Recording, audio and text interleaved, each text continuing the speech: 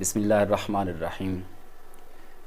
آج کل رمضان المبارک کا چونکہ آخری عشرہ شروع ہو چکا ہے، تو عام طور پہ جو سوال کیا جاتا ہے وہ صدقہ فطر سے متعلق کہ صدقہ فطر کی مقدار کتنی ہے۔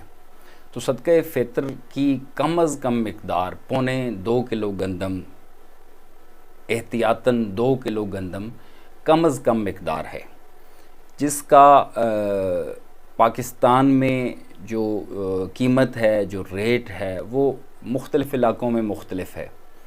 تو کم از کم جو بنتا ہے وہ تقریباً دیہاتی علاقوں میں 250 روپے، جبکہ شہری علاقوں میں چونکہ آج کل جو آٹا ہے وہ کم از کم 150-160 روپے کلو میں مل رہا ہے۔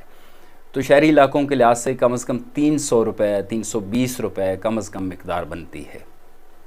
تو یہ بات ذہن نشین کر لیں کہ یہ صدقہ فطر کی